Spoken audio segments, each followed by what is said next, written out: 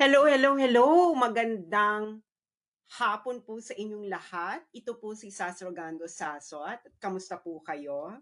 Ayan, mainit-init ang balitang ito dahil huhubaran na lalong lumalala, lalong lumalala ang kasinungalingan ni Bongbong Marcos. Okay, i-share niyo muna ito dahil bago lang ito eh. Bago lang ito dahil um, kaka-release lang. I think this was yesterday. But this is yesterday, The Hague time. Okay, so Netherlands time. So hindi natin to nasubaybayan. Okay? Ito yung i-share nyo muna ito para malaman ng maraming tao ang ating chika. Okay. I-share ninyo ito dahil halata nang nagsisinungaling si Bongbong Marcos. Lalong lumalala ang kanyang kasinungalingan dahil may ebidensya. Hindi ito fake news. Kaya Claire Castro, tigilan mo na yung pagsisinungaling mo. Tigilan na sana ni Claire Castro ang kanyang pagsisinungaling at ni Bongbong Marcos. Okay, so sana yung mga sundalo at pulis makinig sa akin dahil niloko kayo ni Bongbong Marcos. Which is what's going to be revealed. And hindi ito fake news because this is based on evidence galing mismo sa ICC. So, i-release nyo ito, i-share nyo na sa inyong mga chat groups, kainuman, kabarkada, kaek-ekan. Ayan, para malaman ninyo kung nakikinig kayo ha. Kung nakikinig kayo yung mga sundalo at pulis, sana nakikinig kayo. Hindi ba? Dahil niloloko na naman tayo ng ating commander in Coca-Cola. Ay, nako. Okay. So, ano ba tong sinasasabihin ko ngayon? Okay. Bibigyan ko muna kayo ng konteksto. Okay. Eto.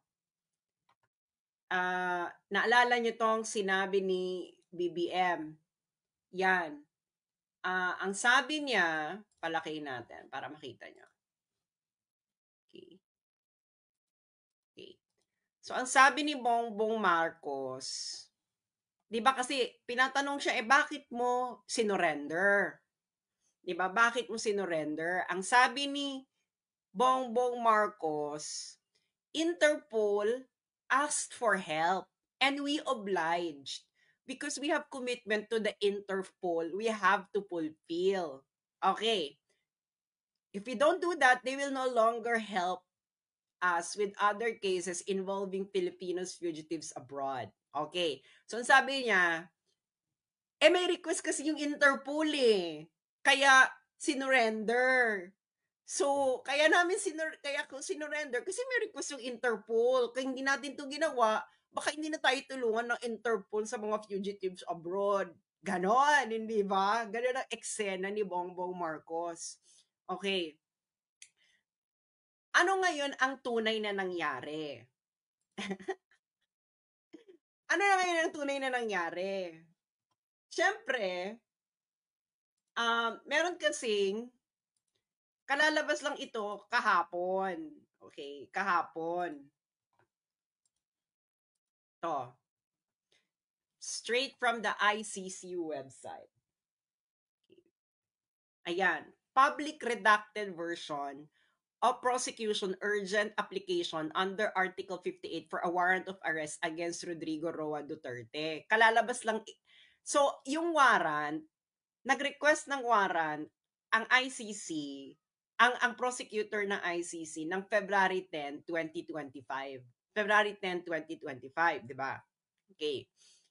Bakit ganun sila ka-urgent ng February 10, 2025? Ang haba man ng investigation, no, di ba? Tapos biglang February 10, saka kayo nag-request ng warrant. Bakit? Bakit ka mo? Sabihin niyo muna, Bakit? Sabi mo muna kayong ganyan. Bakit February 10, 2025 nag-request ng warrant? Everybody now, in your homes, sa mga offices, sigaw ang sambayanan. Bakit February 10, 2025, biglang nag-request ng warrant ang prosecutor ng ICC sa mga judges? May mga taga Mindanao dyan, nanonood ba kayo? Nanonood ba kayo? Ayan, ang dami na nagbabakit. Bakit? Ano to? Chicken bucket. Okay. So, bubuksan na natin ang envelope. Ang ano, di ba? Napaka-sneaky. Okay. Nandito yan. Okay. Ito ang dahilan ng prosecutor kung bakit nag-request ng warrant of arrest ng February 10, 2025. Okay. Ang sabi sa mismong dokumento ng ICC, there is a realistic but time-limited possibility of securing Duterte's arrest. In the late 2024, the government of the Philippines publicly announced for the first time that it may execute an ICC arrest warrant. In late January 2025, the government publicly stated that it would execute an ICC arrest warrant if a request to do so is made through Interpol. Itong pinaka maganda dyan, yung redacted. Okay, ibig sabihin po ng redacted, confidential. Okay, 570. Ayan confidential. Ito yung ano niya, may document confidential. Hindi nila nilagay kung ano. You know what kung ano ito? In the context of this paragraph, it is the government communication to the ICC. Communication ni BBM sa prosecutor. Yes, because yung mga ganyang communications, they are confidential. Okay? Because they are diplomatic correspondence. That's why it is redacted. Sabi ng ICC, okay. So nakita niyo yung reason ng ICC, di ba? Public statement ng gobyerno ni Bongbong Marcos at ang suggestion noong January 2025 ni Bongbong Marcos ng gobyerno niya na i-execute namin ang ICC warrant. Basta i-request nyo lang via Interpol. Okay. Nagets nyo na. Nagets nyo na mga friends. Nagets nyo na. Kung nagets nyo na, madali namang mag-gets, di ba? Di ba? Gets. Okay. Tapos, after nun, biglang may redacted. Di ba? Kasi kung public announcement yung redacted, hindi mo naman i-redact. Kaya yan ay official government communication to the ICC, kaya redacted. Nagets nyo? Okay? Usually kasi pag diplomatic correspondences na ganyan, redacted yan. Okay? So, niredact nila. Okay. Should this eventuate, the prospects of arresting Duterte will likely disappear. So, ano ibig sabihin yan? Kung mangyari ito, okay, should this eventuate, the prospect of Duterte will likely disappear. Ano yung dito sa redacted? Ano dito yung sa redacted? Magkatabing sentence eh. Ano dito yung sa redacted? Ang sinabi ng ICC na should this eventuate. Ano yung ibig sabihin nun? Ibig sabihin na should eventuate, kung mangyari ito, ang possibility na ma-arrest natin si Duterte ay mawawala.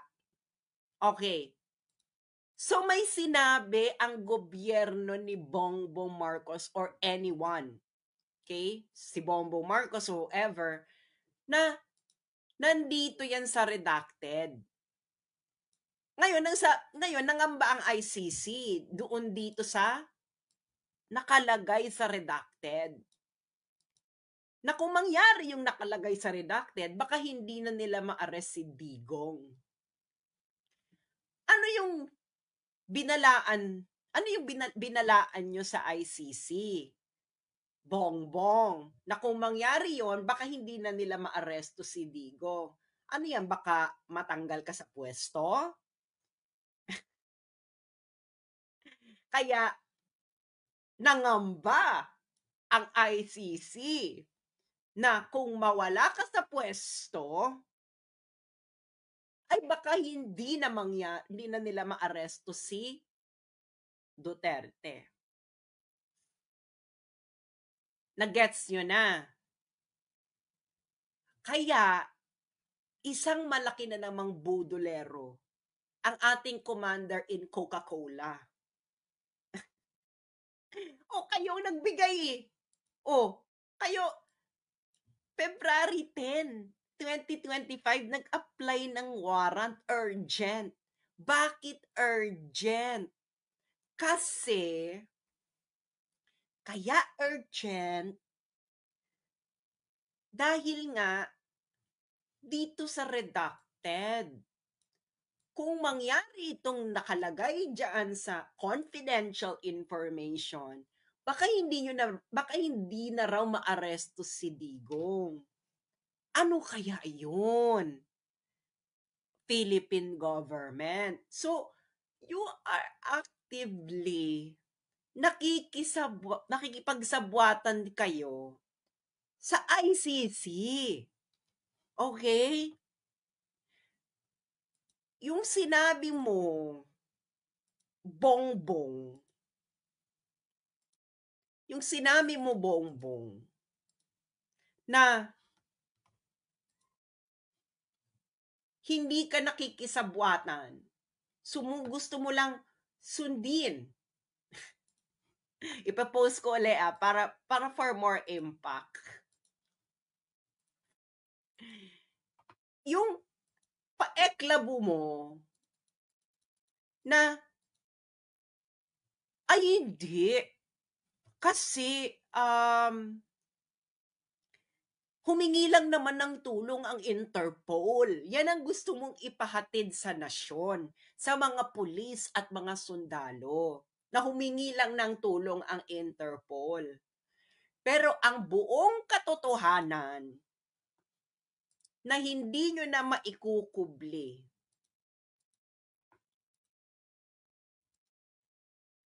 kayo ay actively nakikipagsabwatan sa ICC. Oh, 'di ba? Interested ako dito kasi hindi ito marireveal kasi this is a confidential information. Itong sa redacted, okay? Kasi dahil sa redacted na 'yan sa official government communication sa ICC, nangamba ang ICC, ang prosecutor ng ICC. Nako, kung mangyari yung nakalagay sa redacted, baka hindi na natin maaresto si Duterte. Baka nga nangangamba sila na baka mawala na sa pwesto si Bongbong. At yun yung nakalagay sa redacted na maybe there is a possibility na mawawala ka, at kung mawala ka, mawawala na yung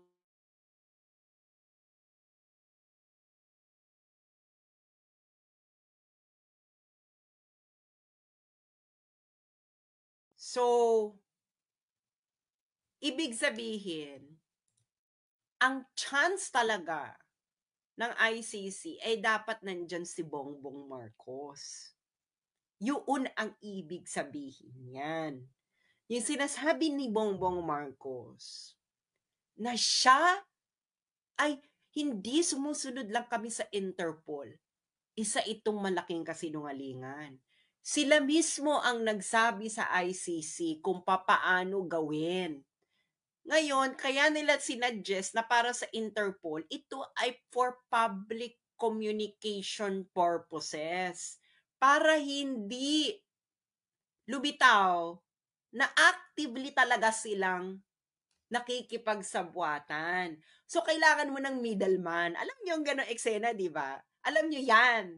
Alam niyo 'yan. Eh, halintulad ko 'yan, halimbawa nanliligaw ka, tapos nahihiya ka, ta's ang gagawin mo kukuha ka ng middleman, hindi ba, na, "Uy, bigay mo itong sulat ko, sabihin mo, 'wag mo sabihin kung kanino galing."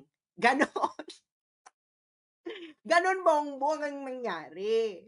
'Di ba, na parang gano'n, 'di ba, ligaw-ligaw eksena na, "Oh, bigay mo 'tong ano ko, yung" 'di ba, kung may crush ka, 'di ba? Kung may crush ka ta's nahihiya ka, ang gagawin mo, kukuha ka ng conduit or ng middleman. Sasabihin mo sa middleman na, "Uy, bigay mo 'to sa kanya pero 'wag mong sasabihin na galing sa'kin." Gano'n. So, ikaw, tigilan niyo na yung pagkukunwari. You actively participated. Kayo ang nagbigay. Kayo ang nagbigay ng way, the best way, 'di ba? O ganito na lang, parang ganito 'yan, eh, ICC, gusto namin gusto na naming mawala si Digong dito sa eksena, okey? Pero ganito gawin natin kasi baka masama sa panlasa kung talagang actively kaming lalabas na ipakukulong namin si Digong, ipakukulong namin si Digong, gano'n. Kaya ang sabi ng gobyerno ni Bongbong, i-execute namin ng warrant pero padaanin niyo sa Interpol, gano'n. 'Di ba? Gano'n, 'di ba? Hmm. Oh, gano'n ang nangyari, hindi ba? Kung ano yung sinasabi ni Bongbong, yun din ang nakalagay dito sa ICC document na kaka-release lang kahapon. Na sumusunod lang naman kami sa Interpol. Eh, gago ka ba? Bakit hindi ka susunod? Eh, ikaw nga nag-suggest. Ang gobyerno mo nga ang nag-suggest. Ang gobyerno ni Bongbong Marcos ang nag-suggest sa ICC na padaanin niyo sa Interpol. Ngayon, si Bongbong sasabihin niya sa nation, nag-request kasi ang Interpol, eh. Gag. Gag, see? Kaya mo tinupad, kaya mo tinupad yung request ng Interpol dahil ikaw ang nag-suggest na padaanin sa Interpol, na 'pag pinadaan sa Interpol, ise-serve ang warrant of arrest. Na-gets yun na yung plot? Nung hindi pa lumalabas ang para siyang twist, 'di ba? Parang twist sa pelikula, 'di ba? Yung parang twist sa pelikula, nung isang araw, ang nakikita pa lang natin statement niya na, "Hindi mga kababayan, nag-request kasi ang Interpol. Eh, alam niyo naman member tayo ng Interpol, kaya kailangan tayong sumunod, otherwise hindi nila tayo pagbibigyan." Eh, biglang may plot twist. Kaya dito kaya alam niyo, napansin ko kay Bongbong, ang pamilyang ito parating may plot twist. Kaya kung ano sasabihin nila, huwag muna kayo maniniwala, hintayin niyo muna yung plot twist. Para siyang ano, girl, nanonood ba kayo mga Christopher Nolan films? Yung Inception, Interstellar, yung mga ganyan ba, yung mga ano ni Chris Nolan, 'di ba ang hilig ni Christopher Nolan sa plot twist? Parang ganyan ang pelikula ngayon. May plot twist, hindi ba? So, gobyerno mo, Bongbong, ang actively nagsasuggest sa ICC. At ito talaga interested ako dito, eh, sa redacted. Bakit? Kasi kung mangyari yung nakalagay sa redacted, baka daw hindi na nila maaresto si Digong ng ICC. Hindi na hindi na most probably hindi na nila maaresto kung mangyari yung sa redacted. Ano ba 'yan?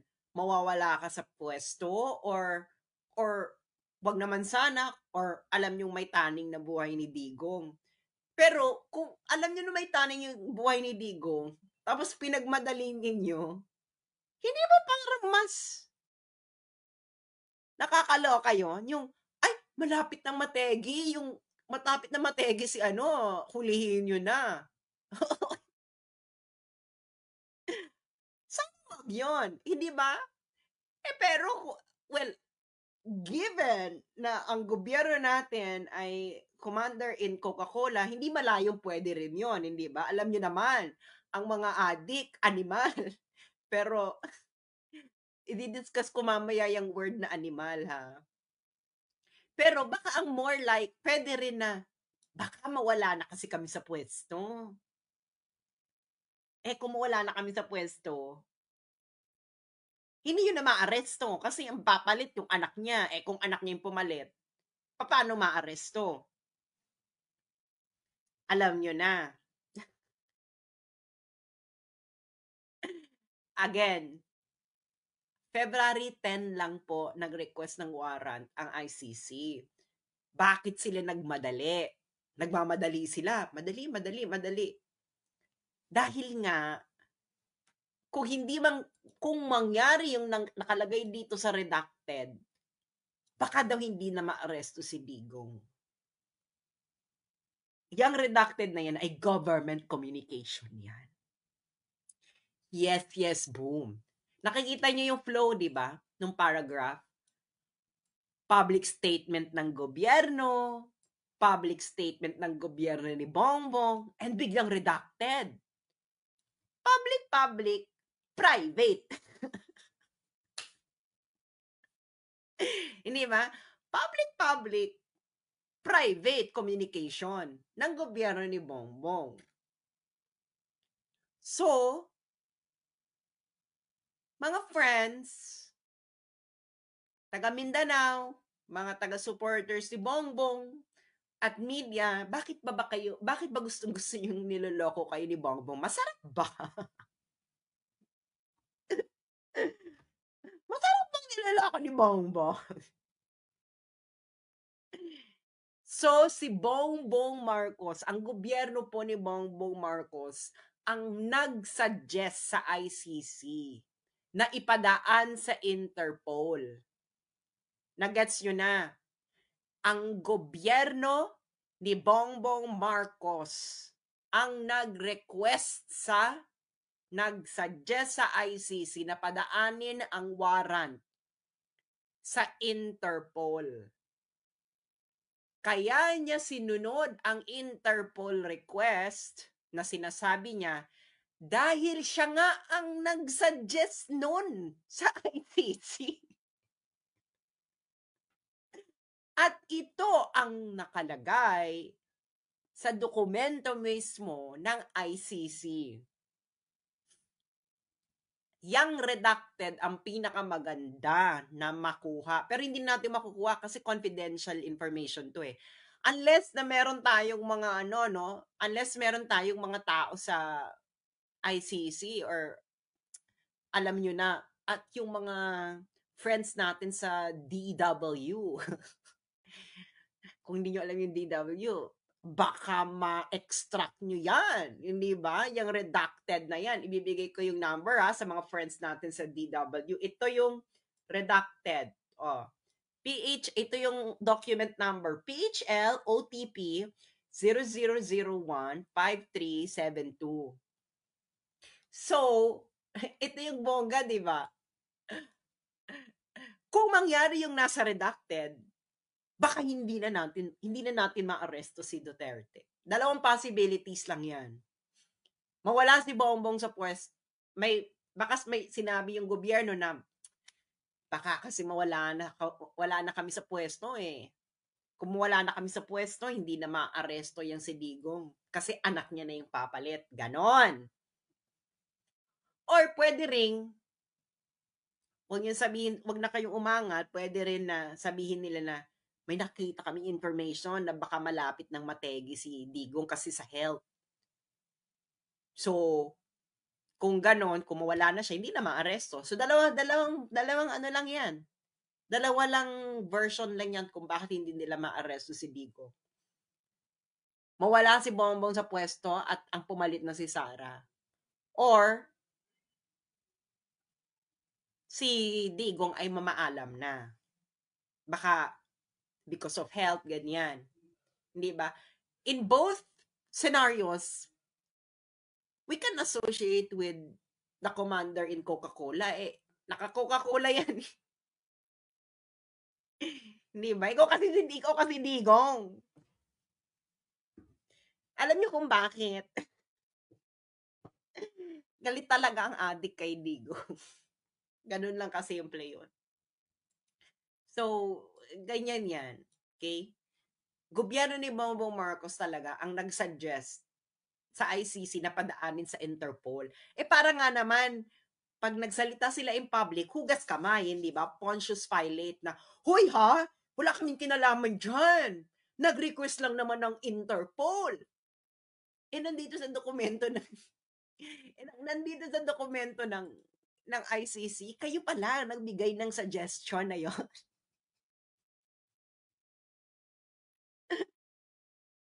Di ba? Huy ha, mga kababayan, mga kababayan, hindi kami nag-surrender, nag-request lang ang Interpol.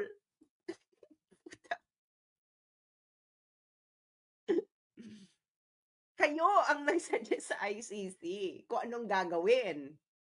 Ito talaga, excited ako sa redacted eh. Yung mga DW yung mga friends natin sa DW dyan baka mahalongkat nyo to. Ito ang document number. PHLOTP 00015372. Confidential document yan. So, official government communication. Yan, di ba? So, kasi dito, ang urgent request nila nakabase sa sinabi ng gobyerno ng Pilipinas. Noong 2024, noong 2025, and of course, before February 10, 2025. Pero ito redacted, confidential communication yan ng gobyerno. Na sinabi doon is, friends, alam naman nating pareho nating gustong mawala si Digong. Friends in ICC, gusto natin pareho mawala si Digong, ganyan. Gawin nyo na, nandito pa kami sa pwesto kasi baka mawala na kami. Diba? Kasi may namumuong may namumuong intertropical convergence zones within Philippine Area of Responsibility. Baka pag nangyari yan, baka mawala na, hindi nyo na maaresto si Digong. Or pwede ring, malay siguro ito mangyari kasi mas madaling maaresto nila si Digong. Pwede rin siguro kung magkaroon ng gera boom boom. Mas madali kasi maaresto si Digong kung may gera boom boom kasi martial law yun State of emergency yun. Di mas madaling maaresto. Nandun ka pa rin. So malamang dalawa yung dahilan kung bakit pinagmamadali. Either baka malapit ng mategi boom boom si PRRD kasi nga matanda na. Let's just admit it. Baka may nalaman silang ganon. Or baka nangangamba sila na mawala sila sa pwesto, yung sina Bongbong. Siyempre, nagpanik ang ICC kung ano man yung nakalagay sa redacted. Shit, kung mawala na si Bongbong, hindi na natin makukuha yan si Digong kasi anak niya na yung papalit. Or, naku, kung mategi na si Digong, hindi na natin makukuha yan. Wala na tayong pang press release na meron pa palang silbi ang ICC. Ganyan. Kasi friends, ngayon, nanganganib ngayon ang ICC kung may silbi pa siya. Hindi ba? So talagang the stars aligned, the stars of the ICC and Bongbong Marcos aligned. Alam nyo na. Yung isa, Bongbong, tanggalin na yan dito si Digong. Ipa-ICC na natin. Yun ang best way kay Digong na tanggalin si Digong. Well, there are two things that Digong want to do. pwede niyang ininoy si PRRD or let the ICC handle the problem. Ganon. Nagigets ninyo? Ngayon, ang ano ni Bongbong, let's ICC handle the problem. O, sabihin natin, aarestuhin natin, pero padaanin nila sa Interpol. Ganyan. So, ngayon, ano kayo ngayon? Sumunod lang sa request ng ICC? Sumunod nga kayo kasi yun nga yung suggestion nyo. Hindi ba? Okay, so basahin natin ang ibang nilalaman nitong reason ng ICC prosecutor kung bakit sila humihiling na warrant. O ito. Third, ito yung mga dahilan nila ng kanilang ano. Third, during his presidential campaign, Duterte announced his intention to implement the common plan nationwide if elected. Yung common plan na ito yung common plan on how to eradicate the drug problem. Promising to eradicate criminality within 6 months by emerute criminals, Duterte and his co-perpetrators prepared and coordinated so as to immediately ready for this eventuality. Such that on the very same day, Duterte appointed co-perpetrator, I think this is De La Rosa. So, De La Rosa, you might be next. In advance of his inauguration, told redacted, this is De La Rosa. Okay. Now,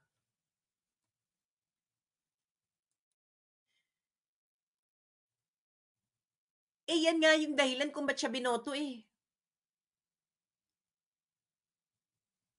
Nagigets yun na?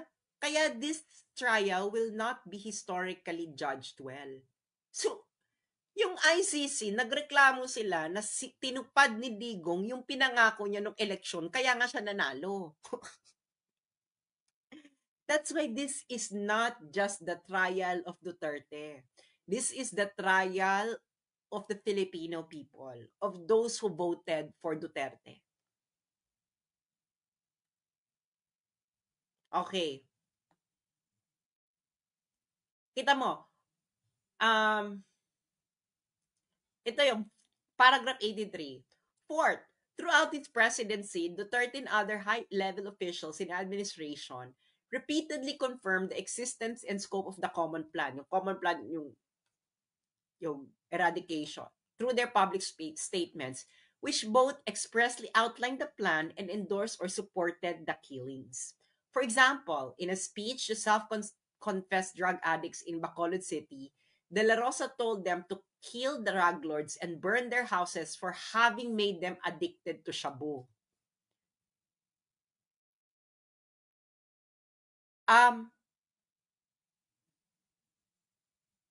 Grabe yung humanity ng mga drug lords. Friends. Naawa ako sa mga drug lords sa sinabi na to ni De La Rosa. Senator, ikaw pala mali eh. Oh, ito ano pala yan? Crimes against humanity. Oh. Yung sinabi mo pala De La Rosa is crimes against humanity. Oh. Yung sinabi ni De La Rosa, isa ito sa mga basihan ng crimes against humanity, emerald. Yung kill drug lords and burn their houses for having made them addicted to shabu.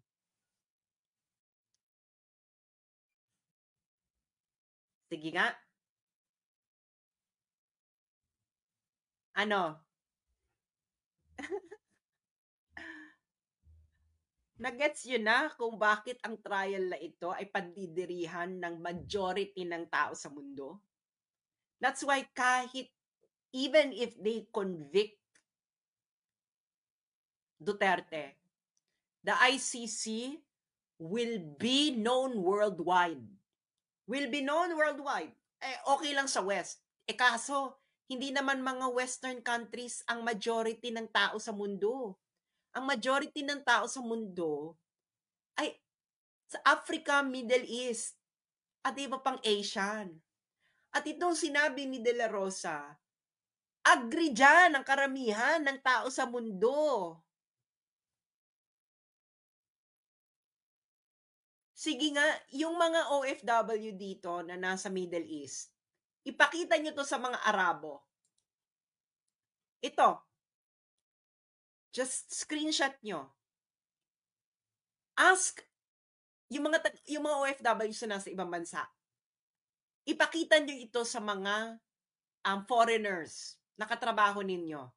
Tanungin nyo sila kung kung ano sa tingin nila ang ginagawa dito ng ICC. Kung bakit issue sa kanila to. Okay? Ask them. Ask them. Ask them kung kanino sila mag-a-agree. Sa ICC na this is a crime against humanity, or kay De La Rosa, or sa kay Digong. Ask them. Next sentence. In reaction to the accusation that killings perpetrated in anti-drug operations may amount to crime against humanity. Ang hilig talaga ng ang hilig talaga ng ICC na i-define sa atin ang humanity. Then Justice Secretary Vitiliano Aguirre told reporters that criminals, drug lords, drug pushers, they are not humanity. Nagets ninyo kung ano ang nilalaman ng paragraph 83?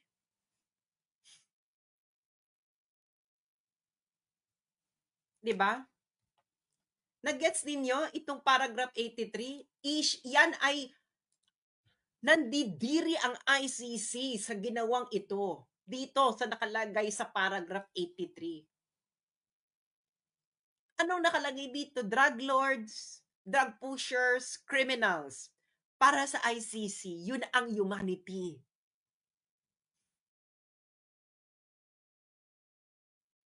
For the ICC, the humanity are drug lords, drug pushers, and criminals. At hindi kayong mga biktima ng adik. At hindi ang mga communities na tineterrorize ng mga drug lords. Hindi kayo ang humanity para sa ICC. You're not the humanity. The victims of drug pushers, drug lords, and criminals are totally not considered by ICC. You are not part of humanity. So whatever is happening to you is not a crime against humanity. So sa madalit salita, nagigets yun na? Itong trial na to, they may convict Digong because they have invented their own version of humanity. And their invention of what is humanity is favoring drug lords, drug pushers, criminals. Makukonvict ka talaga dyan. Papaano kung ang definition mo ng humanity favoring the victims of drug pushers? Ang victims ng drug pushers ay yung mga bumili ng droge. Yung pamilya nung nagdodroge. Yung community. Hindi ba? Kung yun ang version ng humanity, ma-acquit si Digong. Pero kung ang definition ng humanity is favoring drug lords, drug pushers, criminals, Digong will be convicted. So, dalawa ang definition ng humanity. One is favoring drug lords, drug pushers, and criminals. And one is favoring the victims of drug lords, drug pushers, and criminals. Nagigets nyo? So the case will be decided kung anong version ng humanity ang mananaig. One favoring the victims, of drug pushers, drug lords, and criminals, or one favoring criminals, drug lords, and drug pushers. Pero sa tono na ito ng ICC, alam nyo na kung anong version ng humanity ang magiging basihan ng salitang humanity sa crimes against humanity. Okay, 84. ito, 84. Fifth, the co-perpetrators repeatedly and publicly justified against suspected criminals. Hindi man niya nakita yung hindi man niya nakita yung yung snatcher, yung nag-viral, yung snatcher, ano yung ninanakaw nun, parang ninanakaw niya ata dun sa truck, tapos bumaba ata yung nasa truck, tapos binugbog nila yung snatcher. Is this uncommon? Ano to? Bigla na tayong lilecturean ng ICC na, naku, wag niyong gagawin yan kasi crimes against humanity yan. Yung bubugbog naku, yung pinapapakita nyo na mambubugbog ng snatcher. Ano yan? Violence yan. Again, the version of humanity there favors not that it is the criminal. Yeah, may humanity ang criminal, pero the humanity of how will you argue that the humanity of the drug pusher is equivalent to the humanity of the family destroyed by drugs? You're both human, but the humanity of the drug pusher is not equivalent to the humanity of the family destroyed by drugs. Hindi ba? Why? Why is their humanity not equivalent? Ikaw, drug pusher ka, kumita ka sa pagsira ng buhay ng pamilyang yun. Ibig sabihin, you didn't do something accidentally. You know that what you are selling to someone will destroy that person's family. That's why your humanity is not on the same level as the humanity of that family. Tama ba? Ako mali? Diba? Common sense. Common sense, diba? Common sense. Do you think? Tama ako, mali? Na, parehong human, yung drug pusher. And yung pamilya na nasira ng drogang binenta ng drug pusher. Pero, wag mong sasabihin sa amin na magkatimbang ang humanity nung drug pusher at nung pamilyang nasira ng droga. They are totally incommensurable.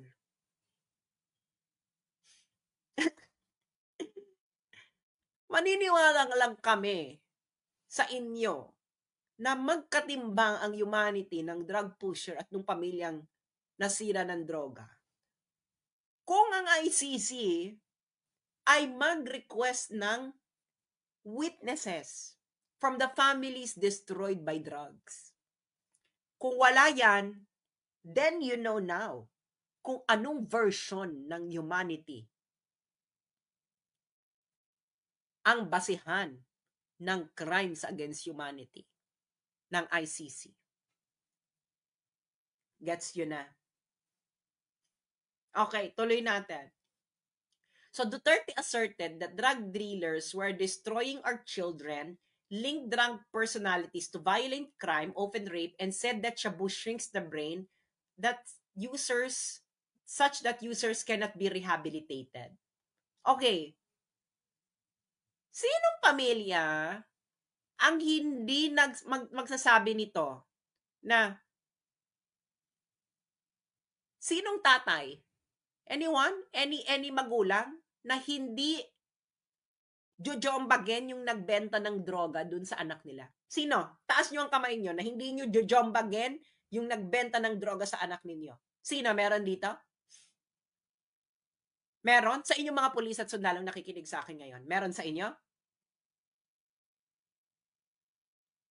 Sino sa inyo na nakikinig sa akin, mga pulis at sundalo, makinig kayo.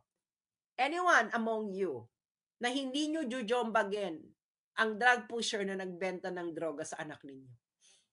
Or barkada ng anak ninyo na pinajaming ang anak ninyo sa droga?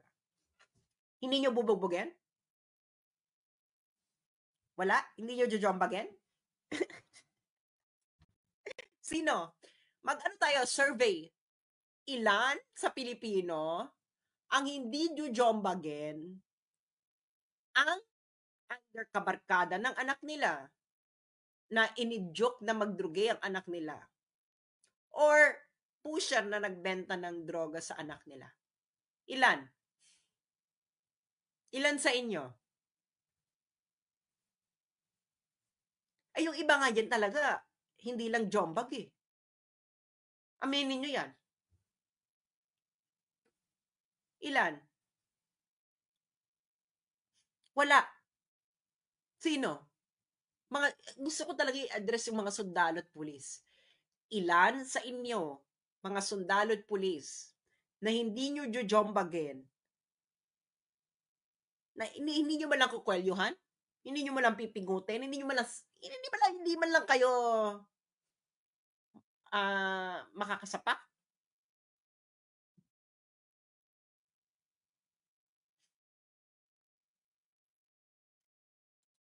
Sabi pa dito, he frequently inflated the number of drug addicts in the Philippines. Okay, inflated daw. Bakit daw inflated? Kasi daw, sa survey naman daw kasi ng Dangerous Drug Board, 1.8 million drug users lang naman daw ang sa Philippines. Pero sabi daw ni Duterte, 3 or 4 million. Does it make a difference if the number of drug users are 1.8 million or 3 or 4 million? 1.8 million means that it is already a monstrous epidemic. Yung COVID nga, ilan lang yung na-infect sa Pilipinas. Naloloka na tayo. Droga today. 1.8 million nagdadroga. Nagiget yun na yung kahungangan nito? Ha? Okay, i-explain ko sa inyo ha. I-explain ko sa inyo. Nung COVID, wala pang 1.8 million. Naloka na tayo. 'Di ba? O isarado lahat, 'di ba? O ikulong lahat sa bahay, ganyan. Eh, yung may COVID, kung may COVID ka, hindi ka naman nagiging violente, baka kahawa ka lang, hindi ba? Ganyan. Pero ikaw may 1.8 million ka na Jodic, hindi issue yan sa'yo. Violent naman talaga ang mga nagsha-shops. So may 1 point, at least, this is at least 1.8 million. Hindi ba? At yung ICC judges pa, halatang walang alam sa math. Ang survey na yan, may confidence interval. So, inflated kasi sa survey, 1.8 million. Gagdi ka ba? At least 1.8 million yung umamin.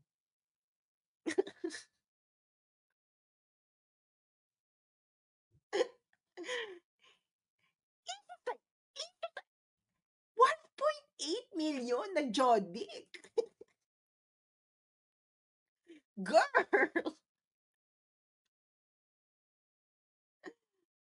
1.8 million. That's like, kung sabihin natin yan, half niyan ay pamilya, ay one Jodic per family. Yan. That's 1.8 million families in the Philippines. Tapos, issue sa'yo.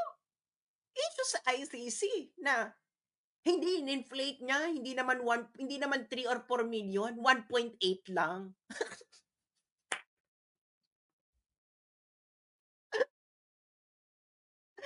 Alam mo na ICC kung ilan ang Jodic noon sa China nung Opium War. Nanaloka na ang China. Ano ko how many were addicted to opium during the Opium War.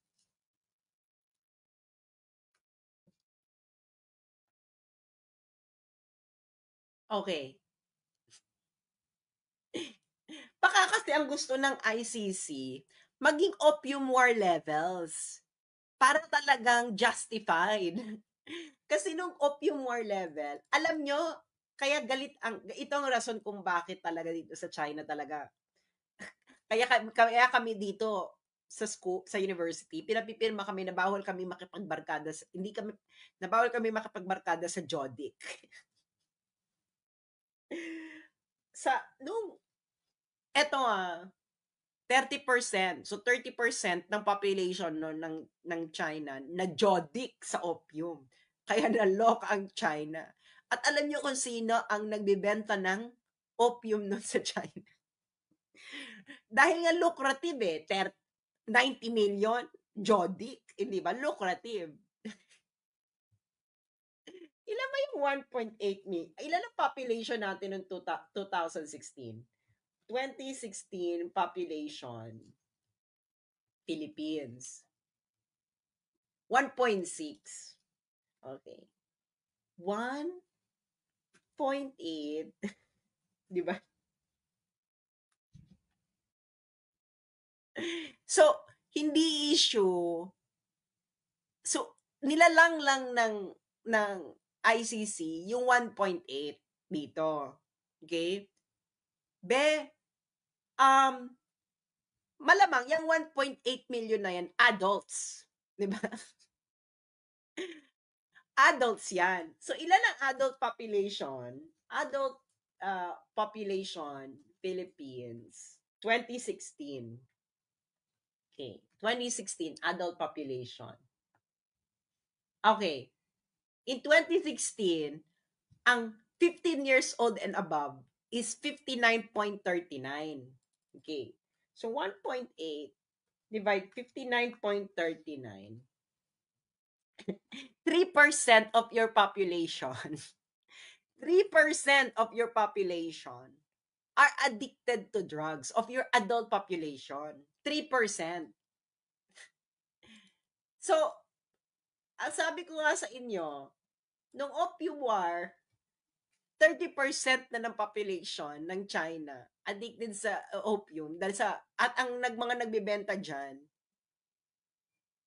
yung ninuno ni Roosevelt, ang mga Briton, kasi lucrative. So, umabot na ng 30%. Siyempre, naloka ang China. Nakakaloka. Yung mga tao hindi na nagtatrabaho, ganyan. Kasi opium.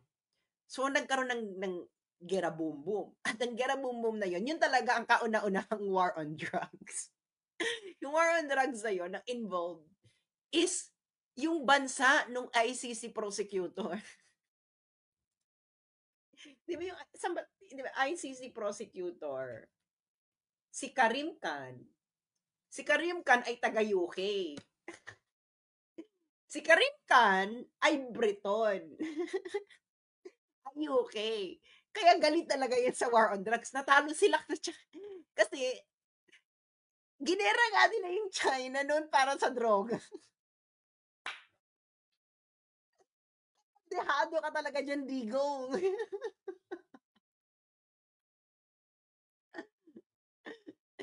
Si Karim Khan ay Briton, taga UK.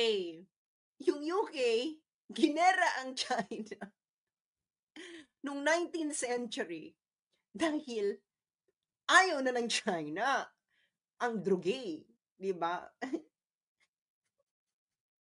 So, naimbyar na ang UK.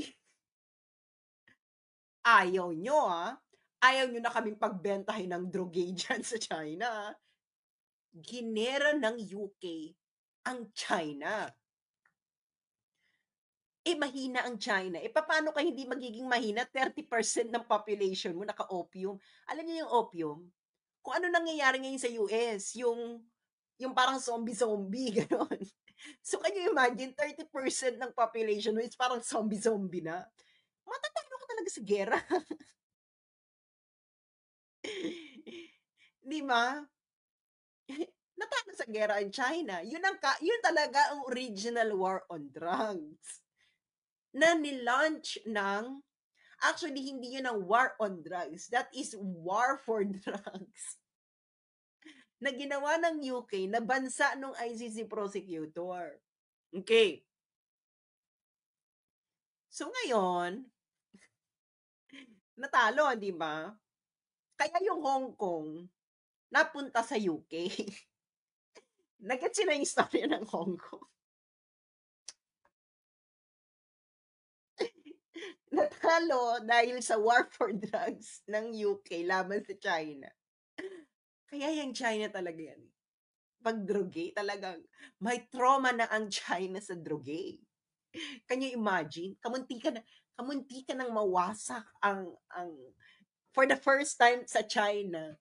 Sa buhay niya, siguro for the first time, nangamba sila talagang mawawarak talaga ang China ng bonggang-bongga. Okay. Ngayon, 30% ng population. So tayo, yung 1.8, parang hindi problema sa ICC na may 1.8 million addicts sa Pilipinas.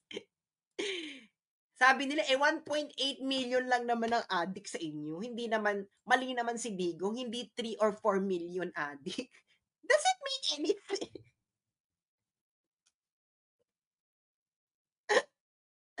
Yung COVID nga, hindi, yung COVID nga, tinanggalan na natin ng lahat ang dami nating karapatan na sinurrender. Ilan lang, kahit ilan pa lang may COVID dun sa atin. Tapos ito, 1.8 million lang naman ng Jodic sa inyo. Bakit naman kayo naninikil ng karapatan?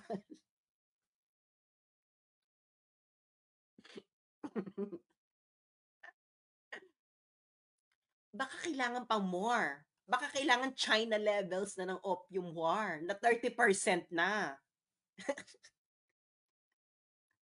May threshold ba?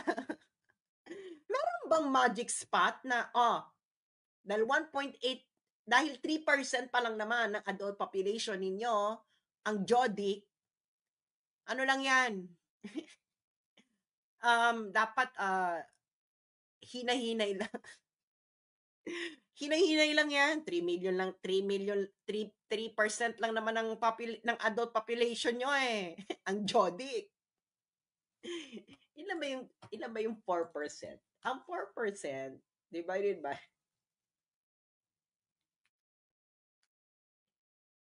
ang 4% is 7.9. Bex, 3% yung 1.8.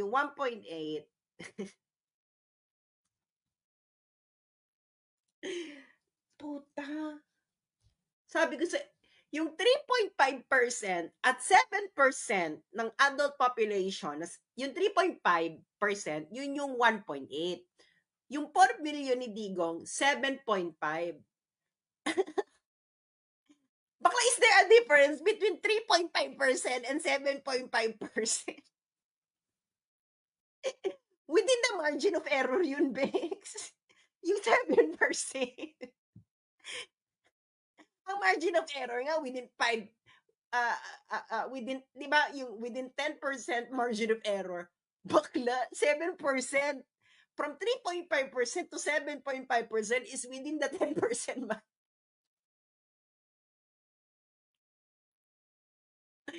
That's why I'm telling you, the ICC will be known all over the world as defending the humanity of drug pushers, drug lords, and drug addicts.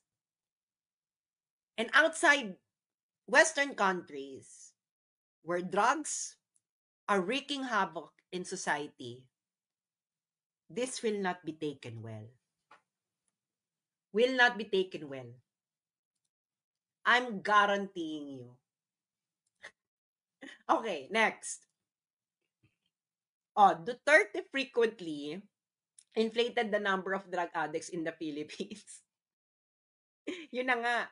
Ano pinagkaiba ng 3.5% of adult population and 7.8?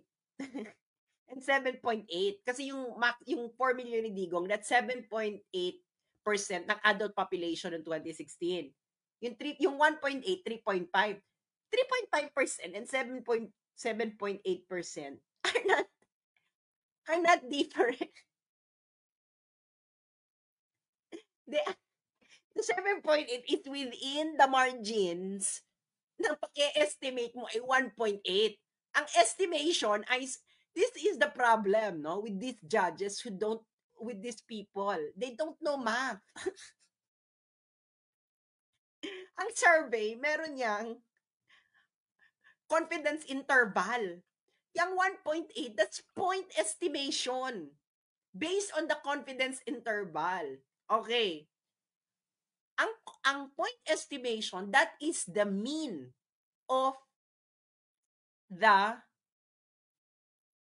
confidence interval. Ang ibig sabihin ng confidence interval, may lower boundary and upper boundary. Kung yan ang 1.8 ay mean ng confidence interval, middle ng confidence interval, ano sa tingin ninyo yung upper boundary ng confidence interval kung 1.8 ay middle? Bakla, edi 3 and 4 million.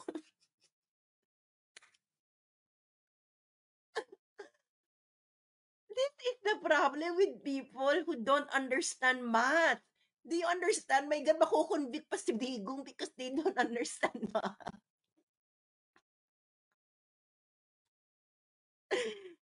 Oh, yung may alam dito sa math, di ba? 1.8 ng drug ng DDB is point estimation, 1.8. Ang point estimation, friends, sa statistics, this is usually the middle of the confidence interval. Hindi ba? Middle ng confidence interval. Ang confidence interval, ito yung, ano ba yung lower boundary and upper boundary? Okay? Upper boundary. So, ang sinungaling dito ng ICC, hindi nila sinabi kung ano yung confidence interval nung 1.8. Because 1.8 is not the true number of Addictus Benedictus. It is a statistical estimation. And every statistical estimation has a confidence interval. Okay? The confidence interval would say the true number of addicts will be within this boundary. Okay, it's either exacto dun sa lower boundary. It's any value within that, the upper boundary and lower boundary. So yung 1.8, that is the middle. Most probably, kasi ganun usually. Ang point estimation, usually it's in the middle. So anong upper boundary ng 1.8? Ang tanga ng ICC. Hindi po binibilang ang addictus to, wala pong census ang addictus. Yan, may census na para malaman mo yung eksaktong number na, okay, lahat ng addictus benedictus, pupunta ka ng bahay-bahay, addictus benedictus. Ilang kayong ganyan ba? May nagsisensus ba?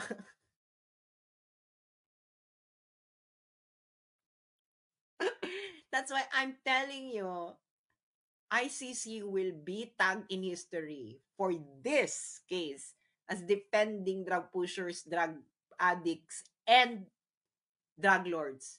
This will not be taken well by a lot of countries. At baka marami pang umalis.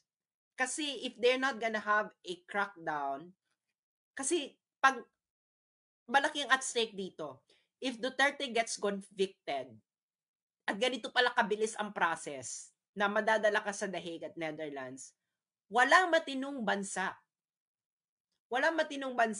ang gustong danasin yung madadanas ni Digong. Because every country would like to have a violent crackdown on drugay, except some countries in Europe.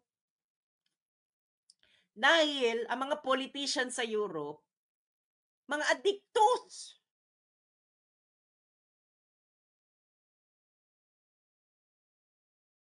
Marami dyan addictos. Tingnan nyo yung sa UK. Nakakaloka yung, ano pa to, a conservative party yung party nila bahay-bahay, ang daming traces ng Coca-Cola. Saka yung maraming addictus. Kasi nga liberal, liberal, addictus. They would.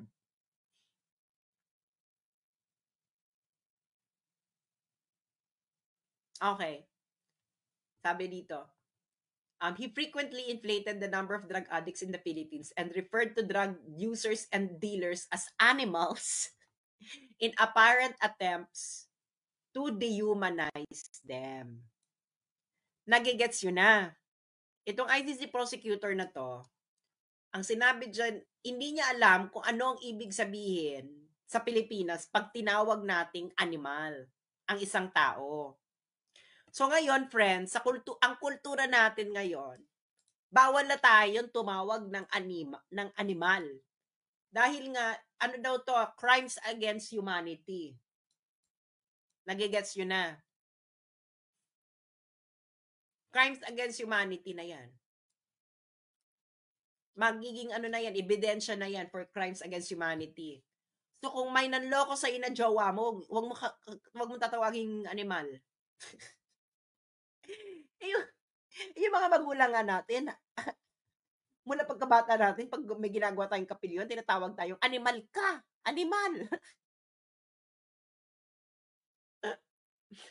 Ito na naman.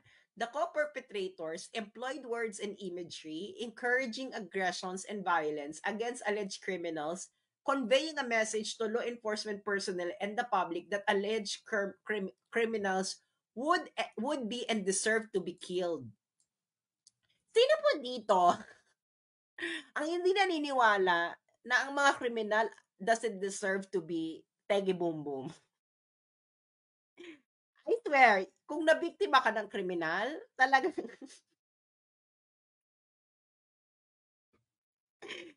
in short, mga kababayan, this is not a trial of Duterte alone.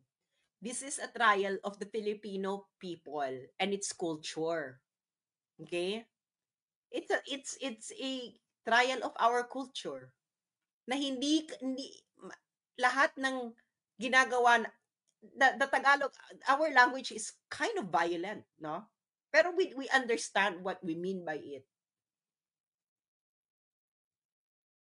So bawal na 'yan. Ay, nako. So, that's what's gonna happen. So, in short, Bongbong, kayo ang nag-suggest sa ICC na padaanin sa Interpol. Okay? That's in paragraph 112. It is your government.